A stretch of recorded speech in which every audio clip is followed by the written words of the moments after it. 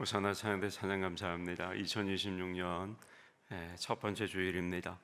오늘도 변함없는 믿음으로 우리 하나님께 예배하는 예배의 자리를 지켜주신 우리 성도님들께 진심으로 감사합니다.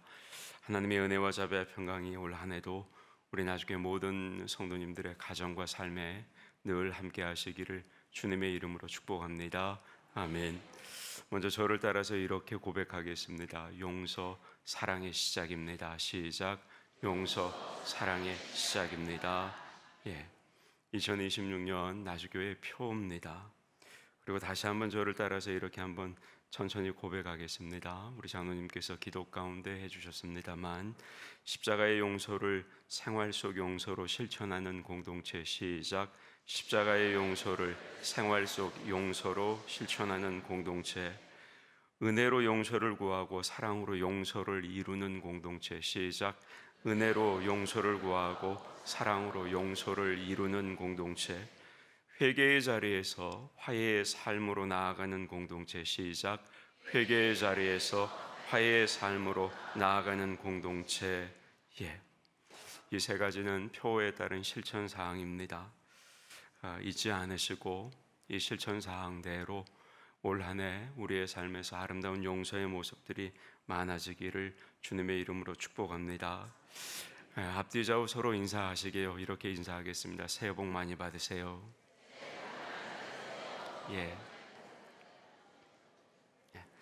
한 번 더 서로에게 축복하겠습니다. 이렇게 이번에 축복하겠습니다.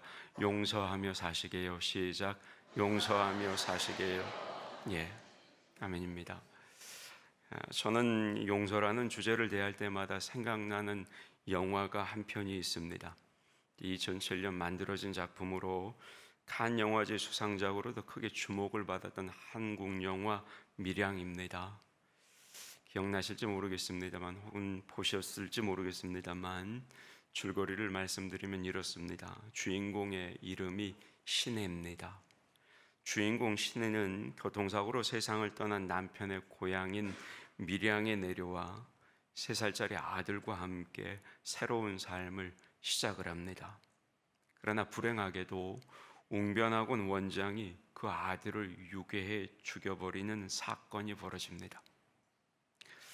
고통의 나날을 보내던 신혜는 주위의 권유로 교회를 찾게 되고 교회를 찾는 그녀는 대성통곡을 하며 울지요. 이후에 신혜는 아주 자연스럽게 교회 성도들을 통해 위안을 받으며 신앙심이 생기기 시작합니다. 소위 믿음이 생긴 겁니다. 믿음이 깊어지면서 그녀의 얼굴에는 다시 미소가 나타나고 고요하고 평화로운 빛을 발하기 시작하죠. 그리고 마침내 그녀는 자기의 아들을 죽인 범인을 용서하기로 결심을 하고 살인범에게 그를 용서한다는 것을 보여주기 위해 꽃을 사들고 교도소로 향합니다. 자기 아들을 죽인 살인범과 마주한 신혜는 하나님의 은혜와 사랑을 전해주러 왔다고 말을 합니다. 그런데 범인은 신혜에게 하나님 아버지의 이야기를 듣게 돼 너무 감사하다고 말하면서 신혜보다 훨씬 더 평온한 표정으로 자신도 믿음을 가지게 되었고 하나님께서 자신의 그 모든 죄를 이미 용서해 주셨다 이렇게 말합니다. 그 순간 신혜는 살인범의 표정과 말에 충격을 받고 혼란에 빠집니다. 그녀는 자신의 용서와 상관없이 하나님께서 이미 그를 용서해 주셨다는 사실에 분노를 느끼며 심한 갈등을 경험하게 됩니다. 그리고 목사님에게 내가 그 인간을 용서하기도 전에 어떻게 하나님이 먼저 그 인간을 용서할 수가 있느냐며 울부짖습니다. 그리고 그 다음에 그녀의 삶은 다시 망가지기 시작합니다. 우리가 이 영화를 통해서 확인하게 되는 것은 이 용서의 문제가 말처럼 그렇게 쉽지 않다는 겁니다. 여러분, 과연 용서란 무엇일까요? 용서가 무엇일까요?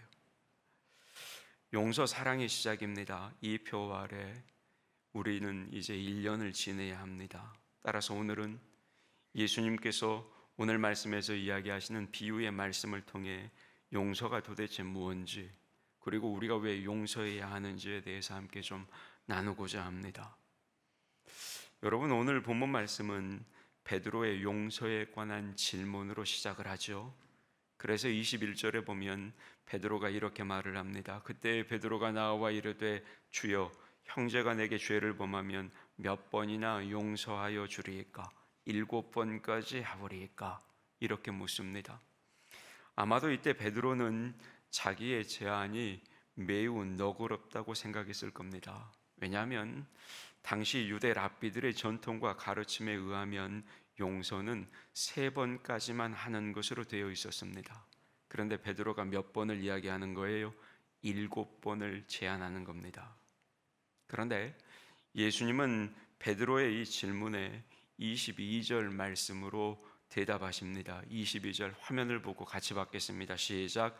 예수께서 이르시되 내게 이르노니 7번뿐 아니라 7번을 70번까지라도 할지니라. 아멘.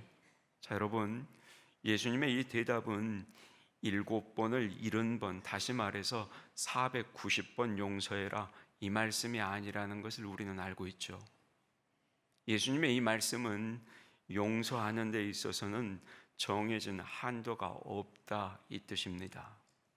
그러니까 여전히 용서의 횟수를 세고 있는 사람은 용서하지 않겠다는 마음을 가지고 있는 것이고, 반면에 그런 인간과는 다르게 하나님의 용서에는 한계가 없다, 그런 뜻의 말씀인 거죠.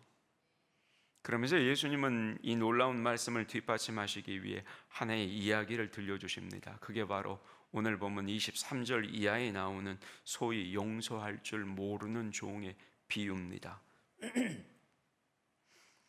어떤 종이 왕에게 1만 달란트를 빚졌는데, 이는 당시에 온 가족이 다 노예로 팔려가 평생을 노력해도 갚을 수가 없는 그런 큰 금액이었습니다. 그러니 이 종이 이런 큰 빚을 어떻게 갚을 수가 있겠어요? 그래서 이 종이 왕에게 엎드려 조금만 참아주세요, 내가 다 갚겠습니다, 이렇게 간절하게 호소를 합니다. 이에 왕은 그 종을 긍휼히 여겨서 놓아주고 모든 빚을 탕감해 주지요. 당시 여러분 1달란트는 데나리온으로 따지면 6천 데나리온입니다. 그러니까 이 종이 탕감받은 1만 달란트는 데나리온으로 치면 얼마냐?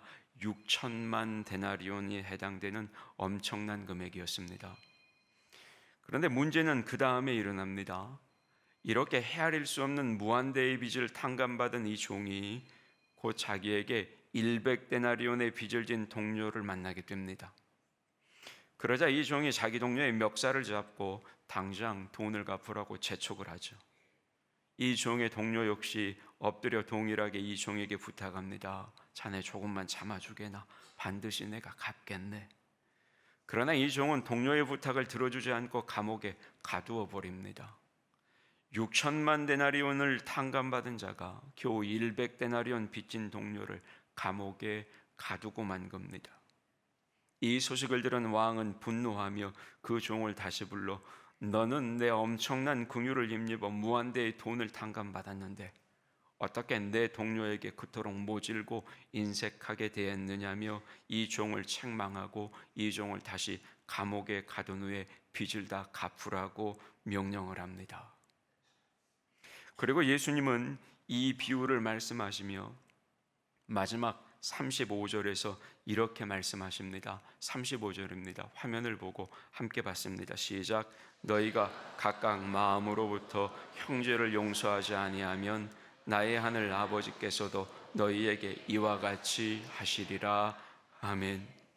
자, 여러분, 사실 우리는 이 비유의 의미를 파악하는데 별로 그렇게 큰 어려움을 느끼지 않죠. 이 비유에서 왕은 하나님이시고 종은 우리 모두를 가리킵니다. 아울러 1만 달란트는 우리가 하나님께 진 무한대의 사랑과 용서의 빚을 말하는 겁니다.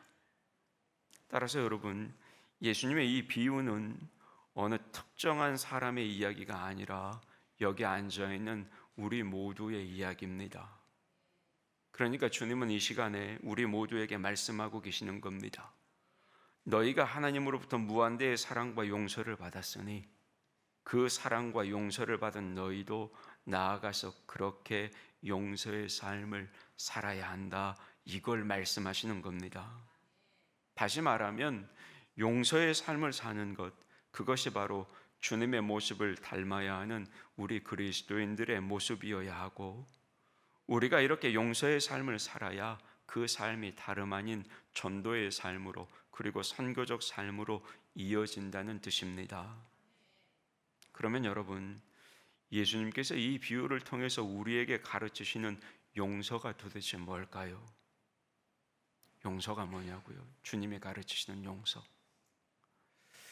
자, 이 비유에서 왕은 이 종의 엄청난 빚을 탕감해 주지요.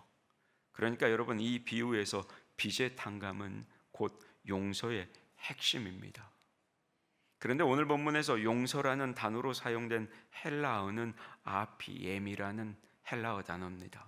이 헬라어 아피엠이는 법적으로 무죄를 선언하거나 빚을 면제해 준다, 이 뜻을 가지고 있습니다.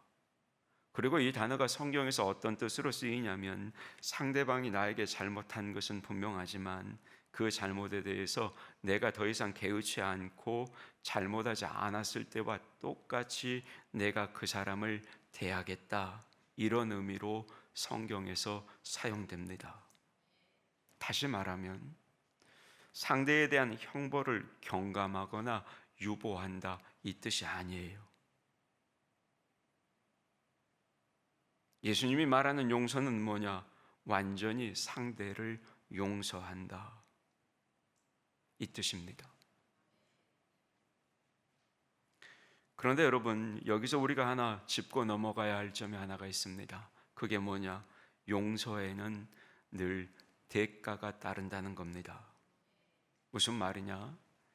여러분, 이 비유에서 왕이 이종의 1만 달란트, 즉 6천만 데나리온이라는 빚을 탕감해 주었다는 건 그로 인한 엄청난 손해를 이 왕 자신이 부담한다는 것을 뜻하는 겁니다.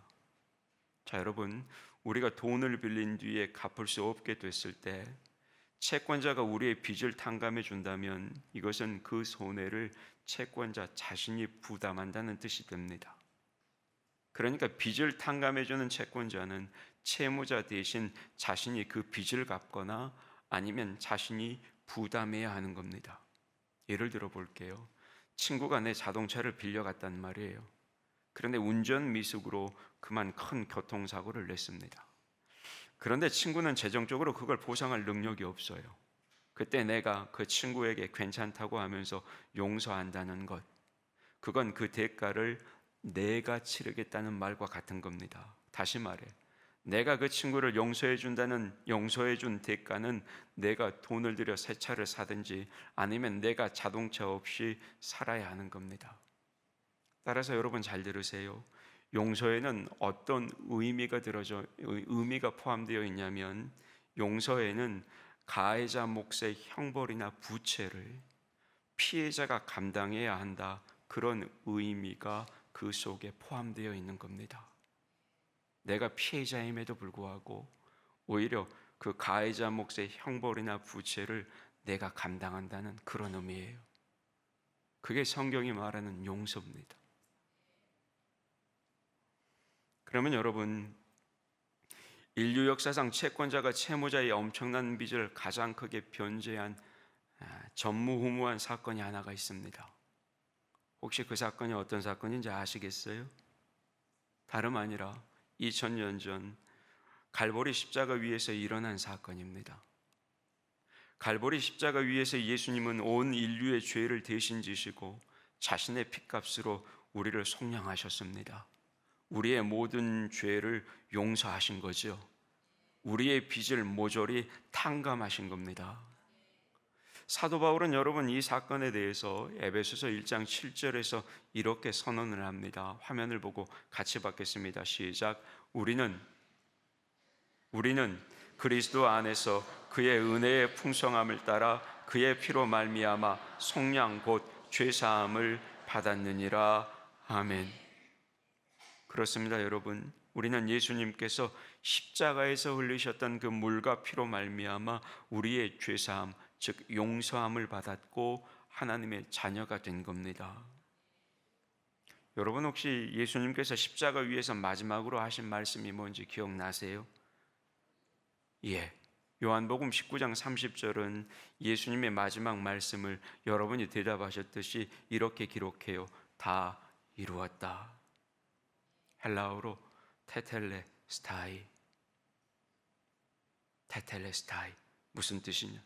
우리의 죄값을 다 치루었다 이 뜻입니다.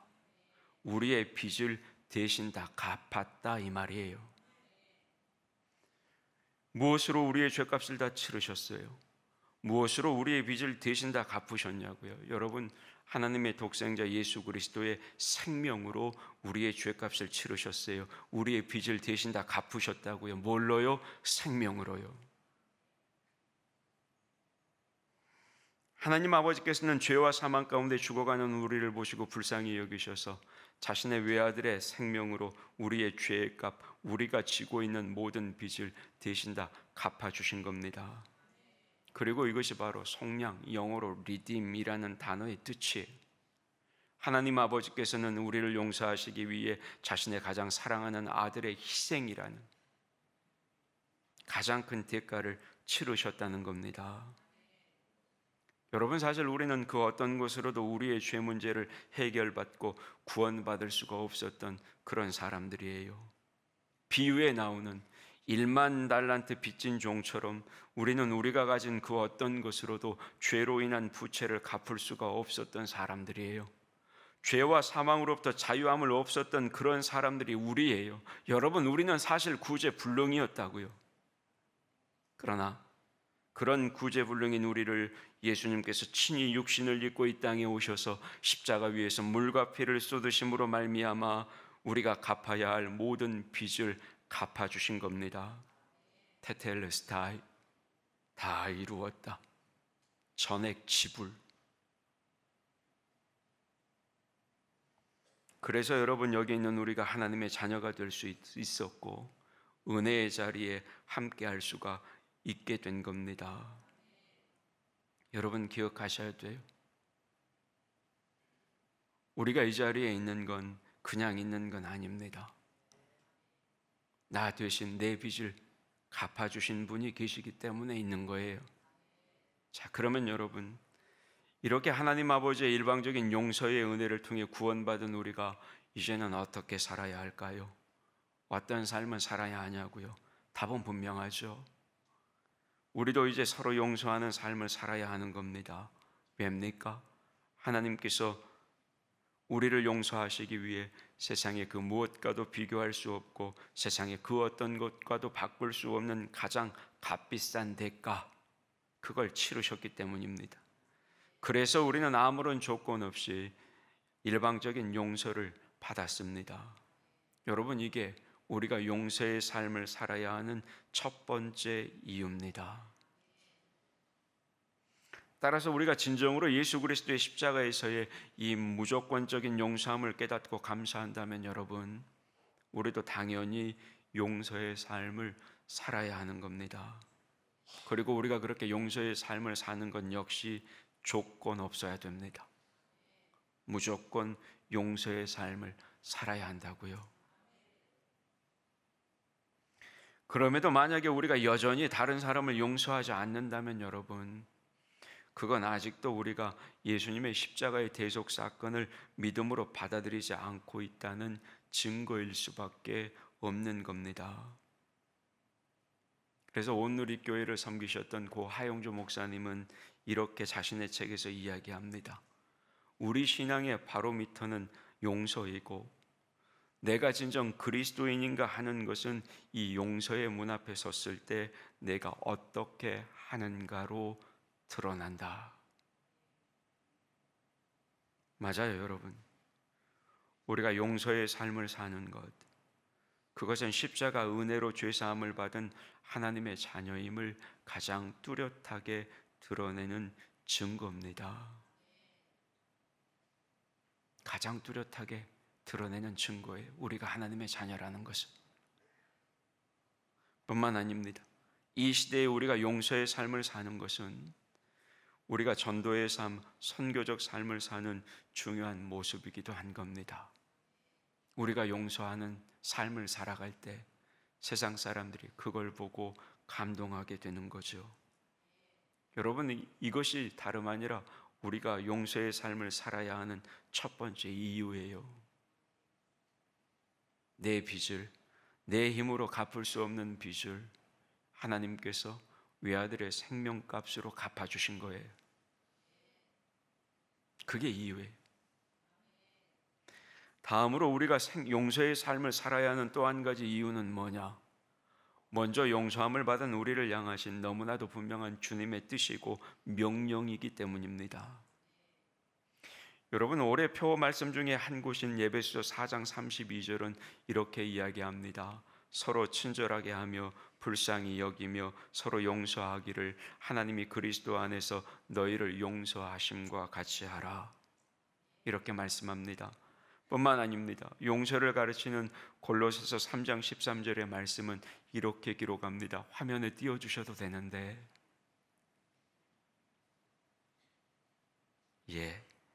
누가 누구에게 불만이 있거든 서로 용납하여 피차 용서하되 주께서 너희를 용서하신 것까지 너희도 그리하고, 이렇게 말씀합니다. 자, 여러분, 이런 말씀들이 우리에게 분명히 요구하는 게 도대체 뭘까요? 그건 다름 아니라 하나님 아버지의 한량없는 자비와 용서를 먼저 받은 우리가 이제는 우리 옆에 형제 자매들과 화해하고 서로 용서하는 삶을 살아야 한다는 겁니다. 다른 뜻이 없어요. 하나님께서 그리스도 안에서 우리를 용서해 주심과 같이 이제 우리도 서로를 용서해야 한다, 이 말씀이라는 겁니다. 죄인들을 용서하시기 위해 십자가에서 하나님의 모든 진노를 받으시고 물과 피를 흘리신 그 주님을 본받아서 여기 앉아있는 우리도 기꺼이 우리 자신을 내어주는 그 대가를 치르면서라도 용서의 삶을 살아야 한다는 겁니다. 여러분, 잊으시면 안 됩니다. 죄로 인해 죽을 수밖에 없는 우리를 살리시기 위해 하나님께서 사용하신 최선의 방법이 뭐냐? 용서입니다. 뿐만 아닙니다. 하나님께서 십자가를 통해 죄인 된 우리에게 주신 최고의 선물도 뭐냐? 그게 바로 용서입니다. 따라서 여러분, 우리는 우리의 힘과 우리의 능력으로는 도저히 갚을 수 없는 죄를 용서받은 사람들입니다. 따라서 이제 마땅히 용서의 자리로 나아가야 하는 겁니다. 내가 용납할 수 없고 내가 용서할 수 없는 사람들조차도 내가 주님으로부터 받은 그 용서의 은혜로 용납하고 용서할 수 있어야 한다는 겁니다. 물론 여러분, 목사인 저도 잘 알아요. 저도 잘 알아요. 이런 용서가 말처럼 쉽지 않다는 사실 잘 알아요. 특별히나 왜 그러느냐? 우리가 용서의 삶을 살기 위해서 말씀드린 대로 그 용서의 대가를 내가 감당해야 하기 때문이죠. 그래서 사실 용서가 쉽지 않아요. 하나님께서 우리를 용서하시기 위해 외아들 예수님의 생명을 희생하셨듯이 용서에는 늘 대가가 따르거든요. 그런데 그 대가를 내가 감당해야 하니까 어려운 거예요. 용서하기가. 그럼에도 여러분, 이렇게 용서의 대가가 따르더라도 우리는 용서의 삶을 살아야 하는 겁니다. 왜요? 여기 앉아있는 우리가 도저히 내 힘으로 갚을 수 없는 부채를 먼저 면제받았어요. 용서받았다고요. 그 이유 때문에 그래요. 여러분, 기억하시게요. 대가가 따라도 용서해야 하는 겁니다. 그걸 피해자인 내가 감당해야 한다 할지라도 용서해야 하는 겁니다. 그게 성경이 말하는 용서의 의미예요. 어려워도 해야 하는 겁니다. 그러나 저는 그런 대가를 감수하면서까지 용서를 하게 된다면 하나님께서 용서하는 그 사람과 용서하는 그 공동체를 그냥만 보고 있지 않으실 거라고 확신해요. 왜요? 그렇게 하는 것이 하나님의 나라와 하나님의 뜻을 먼저 구하는 사람이고 공동체의 모습이기 때문에 하나님께서 그 사람과 그 공동체 가운데 모든 것들을 다시 세우시고 풍성하게 해주시리라고 믿기 때문입니다. 그게 하나님 뜻이고 그게 하나님 나라 구하는 거잖아요. 내 희생을 감수하면서라도 내 손해를 감수하면서라도 주님이 하셨던 그 용서의 삶을 사는 것, 그게 하나님 나라를 구하고 그게 하나님 뜻을 구하는 거 아니겠습니까? 하나님이 그냥 두지는 않으실 거란 말이에요. 따라서 여러분, 이 믿음으로 주님의 뜻이요 주님의 명령인 용서의 삶을 살아내야 하는 겁니다. 이게 두 번째예요. 마지막으로 여러분, 우리가 용서하지 않으면 안 되는 또 하나의 이유가 있습니다. 그게 뭐냐? 용서하지 않으면 내가 그 감옥에 갇히기 때문입니다. 여러분, 오늘 본문의 비유는 흔히 용서할 줄 모르는 종의 비유라고 말씀드렸습니다. 그리고 이것은 다름 아닌 용서하지 못하는 우리의 모습이기도 합니다. 이 비유에 나오는 종은 엄청난 빚을 탕감받은 후에 자기에게 작은 빚을 지고 있는 동료를 감옥에 가두어 버리죠. 그리고 그 소식을 들은 왕은 심히 노하며 이 종 또한 감옥에 가두고 맙니다. 그리고 예수님은 이 비유를 마무리하시면서 본문 35절에서 뭐라고 말씀하시느냐? 너희가 각각 마음으로부터 형제를 용서하지 않으면 나의 하늘 아버지께서도 너희에게 이와 같이 하시리라. 이렇게 말씀하셨습니다. 여러분, 이게 무슨 말이냐? 우리도 만약에 용서하지 않으면 우리도 감옥에 갇히게 될 것이다, 이 말씀입니다. 다시 말해서 우리도 누군가를 용서하지 못하고 계속해서 미움과 증오와 복수의 마음에 사로잡혀 있다면 그것은 다름 아니라 영적인 옥살이를 자초하는 것과 같다, 이 말씀이라는 겁니다. 거기에 갇혀요. 영적인 옥살이 하는 겁니다. 기독교 영성가인 헬리나 우엔이 자신의 책에서 이렇게 말합니다. 용서하지 않으면 스스로 복수심에 결박돼 자유를 잃어버린다. 여러분, 기억해야 합니다. 누군가를 미워하고 누군가를 증오하고 누군가를 용서하지 않으면 그 피해를 가장 많이 받는 사람은 다름 아니라 바로 미워하고 증오하는 나 자신입니다. 우리가 누군가를 미워할 때 상대만이 아니라 바로 미워하는 자기 자신에게 심각한 고통과 피해를 주게 된다는 겁니다. 그러니까 내 마음이 감옥에 갇히는 거죠. 그렇게 사는 거예요. 영적인 옥살이 하며 사는 거예요. 서울 내수동 교회를 섬기시는 박주용 목사님이 쓴 믿음의 눈을 뜨라는 책이 있습니다. 그런데 그 책을 보면 웃음치료사인 이임선 씨의 사례가 이 책에 소개가 됩니다. 하루는 50대 여성이 웃음치료사였던 이 이임선 씨의 웃음치료 클리닉을 방문을 했습니다. 그런데 그 여인의 표정이 심상치 않아 보였습니다. 분노가 서린 얼굴로 들려준 그녀의 사연은 참으로 기가 막혔습니다. 25년 전에 그녀는 양가의 반대를 무릅쓰고 사랑하는 남자와 결혼을 했습니다. 빠듯하게 살면서 고생도 했지만 그래도 행복했습니다. 이제는 자식들도 다 키웠고 좀 살만하다는 생각을 하고 있었는데 남편이 심한 간경화로 쓰러져 그만 죽음을 코앞에 두게 되었습니다. 죽어가는 그 남편을 보면서 아내의 가슴이 무너졌습니다. 죽어가는 남편을 사랑하는 방법이 뭐가 있을까? 아내는 이렇게 생각하고 남편이 죽기 전에 무슨 소원이든 들어줄 수만 있다면 그것이 남편을 향한 사랑의 표현이 될까 싶어서 죽어가는 남편에게 이렇게 물었습니다. 여보, 소원이 있으면 한번 말해봐요. 그러자 남편은 아주 힘겹게 입을 열었어요. 그동안 당신 몰래 사귄 여자가 있었는데 정말 미안하지만 죽기 전에 한 번만 보고 죽었으면 좋겠어. 여러분은 웃으시겠지만 그 자리에서 여러분 그 말을 들었던 이 부인이 어땠을까요? 여러분이 그 부인이었다면 웃으시겠어요?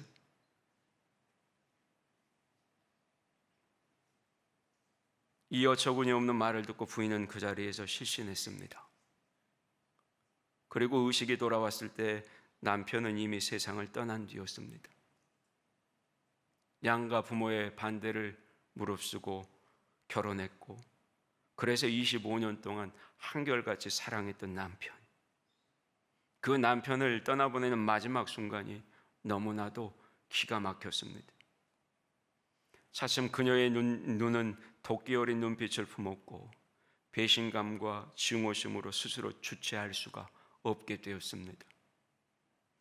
그녀는 말했습니다. 남편을 죽여버리고 싶어요. 이미 죽은 남편을 다시 죽이고 싶을 정도로 그녀의 마음은 분노와 원망과 미움과 복수심으로 가득 차 있었던 겁니다. 그러나 그 뒤에 그녀가 뱉은 한 맺힌 고백이 7호사였던 이임선 씨의 가슴에 깊이 남았습니다. 그래도 남편을 용서하고 떠나보내야 했어요. 남편을 용서할 기회를 놓치고 나니 제가 이렇게 망가져 버렸거든요. 죽은 사람의 문제가 아니라 살아남은 자신이 망가져 버렸다는 말입니다. 용서받아야 할 사람의 문제가 아니라 용서해야 할 내 자신이 망가져 버렸다는 거예요. 어려움을 당하고 망가져야 할 사람은 나에게 잘못한 그 사람이어야 하는데 오히려 어려움과 억울함을 당한 내가 망가져 버렸다, 이 말이에요. 여러분, 이게 얼마나 모순입니까? 그렇지만 이것이 실상입니다. 용서하지 못하면 그 사람이 망가지는 게 아니라 내가 망가지는 겁니다. 상대방이 아니라 여러분, 내 마음이 피폐해지는 거예요. 내 심령이 분노와 미움과 증오로 가득 차서 여러분, 오히려 상대방이 파괴되는 게 아니라 내 자신이 파괴되는 겁니다. 이 여인은 자신의 가슴 깊숙이 담아두었던 분노의 독들을 다 쏟아내고 죽은 남편을 용서하고 나서야 마침내 상처받은 마음을 치료받고 웃음을 회복했다고 합니다. 여러분, 우리가 여기서 알아야 할 것은 용서가 이렇게 중요하다는 거예요.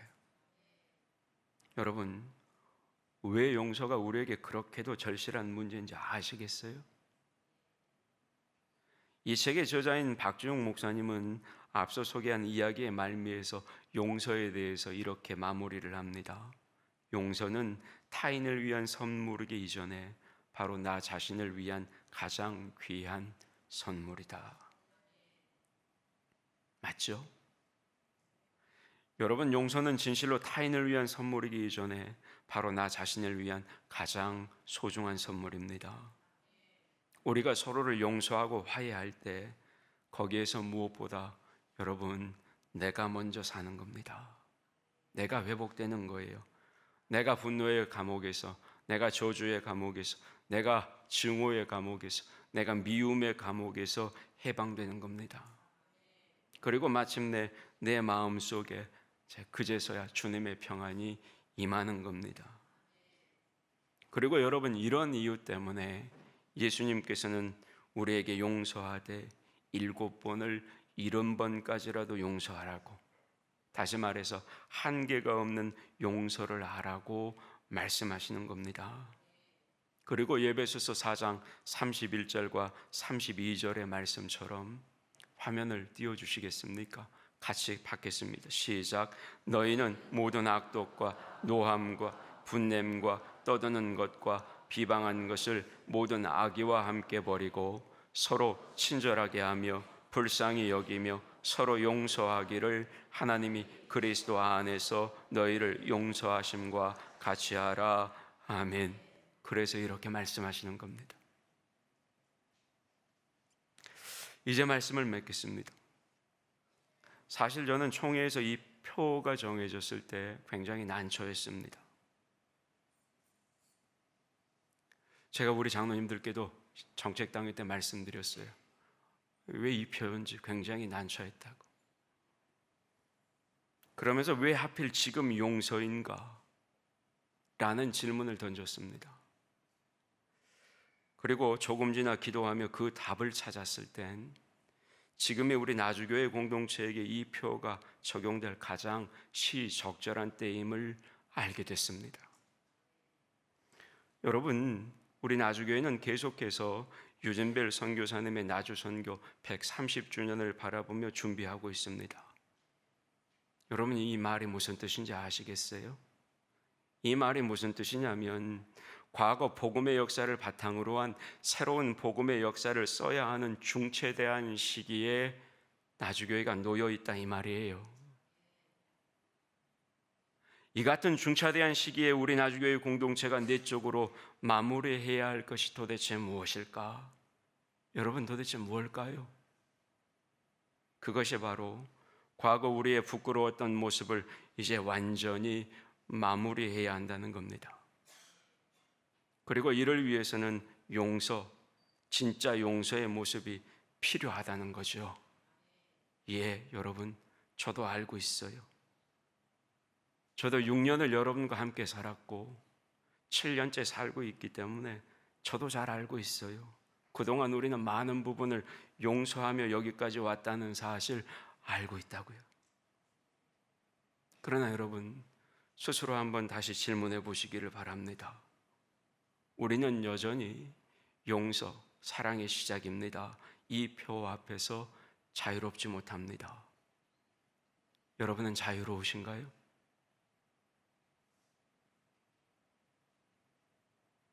여러분, 우리는 이제 이 표 앞에서 자유해야 합니다. 때가 온 거예요. 그리고 우리는 그 자유함을 발판 삼아 유진벨 선교 130주년을 준비하며 새로운 도약과 비상하는 시대로 나아가는 나주교회가 되어야 하는 겁니다. 그래서 용서, 사랑의 시작입니다. 다시 시작이라고.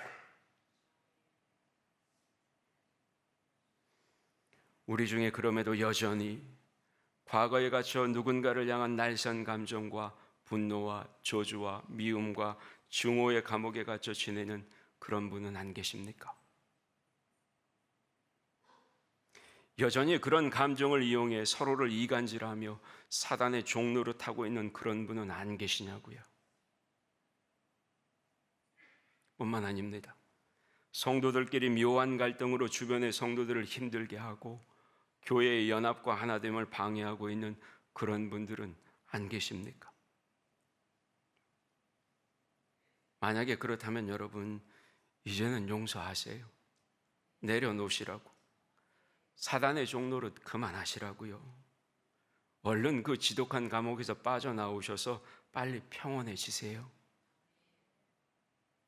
그래야 여러분 미래가 있는 거예요. 그래야 나주교회가 도약할 수 있고 그래야 새로운 비상을 시작할 수가 있는 겁니다. 교회뿐만이 아니에요.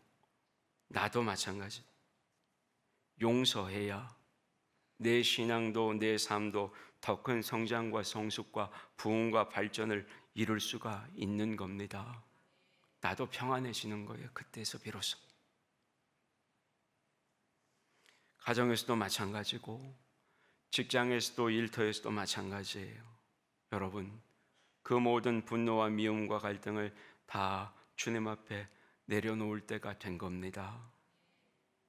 분노하고 미워하면 할수록 상처받고 피폐해지는 것은 상대가 아니라 여러분, 바로 나 자신이에요. 용서하지 않으면 않을수록 계속해서 나는 파괴되어져 가고 있는 겁니다.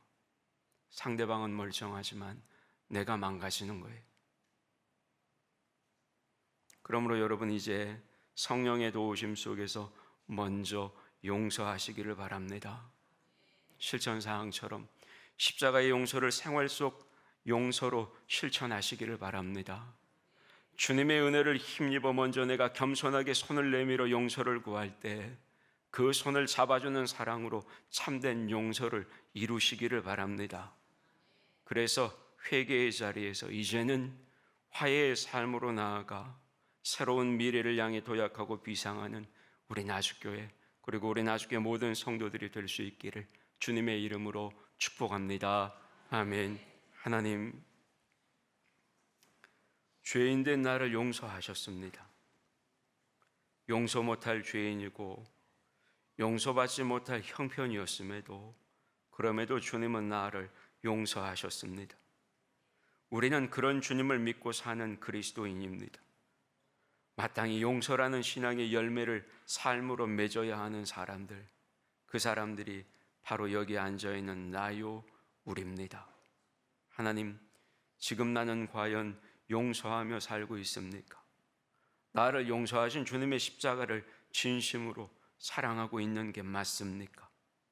먼저는 십자가 위의 극한의 고통 속에서도 나의 용서를 위해 기도하셨던 주님을 바라보게 하시고, 그 사랑이 내 사랑이 되어 주님처럼 온전한 용서의 열매를 맺고 살아가는 그리스도인이 다름 아닌 여기 고개 숙인 우리 모두가 되게 하여 주시옵소서. 그리하여 용서, 사랑의 시작입니다. 이 표 앞에서 자유함을 얻는 나중에 모든 성도들이 되게 하여 주시고, 우리를 위해 준비하신 새로운 미래로 발돋움하고 비상하는 우리 나주교회 공동체가 되게 하여 주시옵소서. 용서의 이름 되시는 예수님의 이름으로 기도하옵나이다. 아멘.